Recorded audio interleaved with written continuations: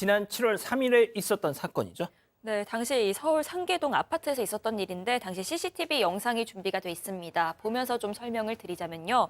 엘리베이터 문이 닫히려고 하니까 황급히 잡고 여성을 따라서 한 남성이 탑니다. 여성이 내릴 때는 저렇게 잠시 이렇게 엘리베이터가 올라가고요. 머뭇거리는 듯 하더니 서둘러서 따라 내리는 모습입니다. 아파트 내부 계단을 여성이 올라가는데 그 뒤를 남성이 따라가죠. 이 남성은 여성 집 앞까지 뒤쫓아가서 폭행을 했습니다. 그리고는 계단을 통해서 황급히 도주를 했습니다. 이게 지난 7월 3일 자정이 넘은 시간에 서울 노원구 상계동 한 아파트에서 있었던 일입니다. 한 남성이 일면식 없는 여성을 따라가서요. 입을 막고 목을 졸라서 폭행하고 또 복도로 끌고 갔습니다. 그 과정에서 여성은 당시 집으로 돌아가던 중이었는데 남성은 피해자 귀에 대고 소리 지르지 마라. 안 그러면 죽이겠다. 이런 얘기를 한 것으로 전해지고 있습니다. 남성은 여성을 비상계단으로 끌고 가서 폭행을 했는데 비명을 듣고 이웃이 신고를 해서 경찰이 출동하는 사이에 남성은 도망을 쳤습니다. 다행히도 여성이 아주 크게 다치지는 않았다고 합니다. 자, 경찰 조사에서 저 사람 뭐라 그랬는지 아십니까? 술에 취해서 기억이 안 나는데요. 교수님, 정말 그런 상태라고 보이세요? 저 장면이? 저게 뭐 정말 지겨운 레파토리죠. 별로 참고할 만한 가치도 없고 CCTV를 보고 또 이제 피해자에게 한 행동이라든가 이걸 보게 되면 부산 그 돌려차기 그 범인의 그 어떤 행동하고 약간 비슷하게 보이는데요. 자, 그러면 술이 취해서 기억이 안 나는데 자기가 왜 도망을 가냐고요. 자기 한 행동이 뭔가 잘못됐다라고 하는 것을 인식을 했기 때문에 도망간 것 아닙니까? 일고의 가치도 없습니다. 잡혔죠? 네. 자, 피해자 진술하고 지금 CCTV가 다 찍혀 있죠. 저것을 토대로 해서 이 30대 피해자를 특정을 했고요.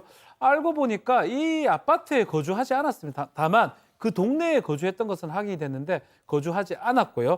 이 남성, 여성하고도 일면식도 없는 상황이고 7월 3일 날 사건이 일어났는데 7월 7일 날 오후 5시 30분에 경찰에 자진 출석을 합니다. 자, 들으신 것처럼 저 사람, 저자 자진 출석했습니다. 첫 번째 사건 체크포인트 짚어보죠.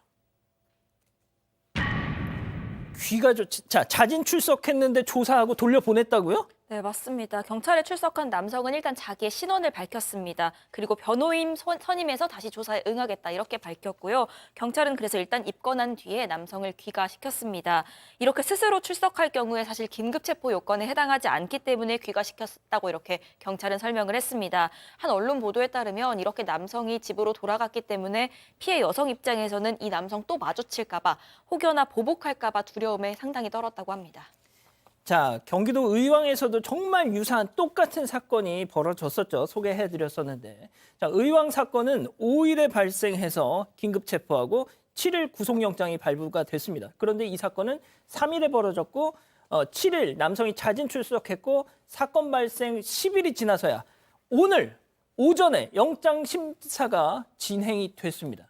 자, 양 변호사님, 뭔가 좀 정말 똑같은 사건임에도 불구하고 많이 다른 것 같습니다. 근데 이제 사실상 그 범인이 특정이 안 되고 있는 상황에서 그날 당일날 바로 체포됐다라는 얘기는 중간에 이자가 무슨 일을 저질렀는지 몰랐죠. 그러니까 위험성이 있는지 없는지 판단이 안 되는 상태였기 때문에 구속까지 바로 시켰던 거고, 이 상계동 사건 같은 경우에는 출석하고 이 사건이 있고 나서 상당 기간 동안 비슷한 범죄를 저지르지 않았던 겁니다. 그렇기 때문에 아까 말했대로 경찰에서 이제 요건이 안 되는 거예요. 저도 뭐 피해자 보호를 위한 어떤 조치가 있는지 없는지 이런 부분도 따져봐야겠지만 원칙이 현재로서는 모든 걸 다 구속시키는 건 원칙은 아니기 때문에 경찰로서는 뭐 불가피한 조치일 것 같습니다.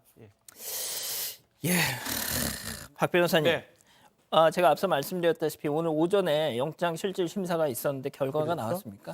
자, 이 경찰 조사 또 심사 과정에서는 기억이 안 난다 이렇게 술에 취해서 이렇게 얘기를 했지만 이 피해자 진술에 따르면 어떤 성적인 단어를 썼던 것으로 폭행 시에 지금 보이기 때문에 성적인 목적이 있는 게 아니냐라고 이제 판단이 됐고, 이 형법에 그런 범죄가 있어요. 간음 목적 약취유인죄가 있습니다. 이게 성공을 못했기 때문에 미수인데 그 미수 범죄는 좀 중한 범죄라고 봐서 구속영장이 지금 발부가 됐습니다. 예, 영장이 발부가 됐습니다. 자, 제가 그럼 교수님께 그냥 마무리 말씀 좀 부탁드릴게요. 지금 우리 가족 여러분들이 귀가 조치에 대해서 물론 양재희 변호사님이 법이 그러니까 경찰들도 어떤 달리 선택의 여지가 없었다라고 이제 설명을 해주셨는데 좋습니다. 자, 그런데 정말 만약에 이자가 미치광이었다. 그래서 집으로 돌아갔어요. 귀가 조치가 됐습니다. 만약에 돌아서 해코지를 했다면요.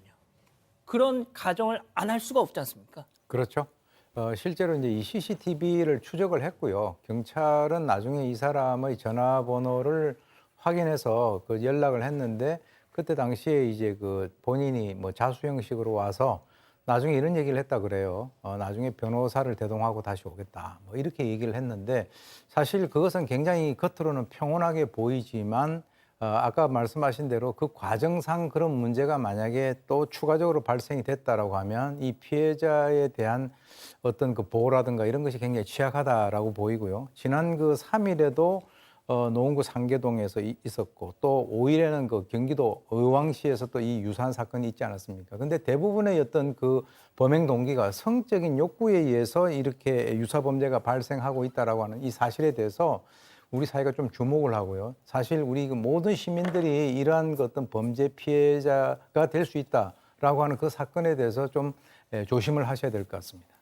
저번에 오윤성 교수님이 그런 말씀을 하셨어요. 법이 그러면은 법을 고치면 되고 법이 없으면 만들면 됩니다. 자, 첫 번째 사건 정리하고요. 가족 여러분, 잊지 마시고 구독과 좋아요, 알림 설정 여기.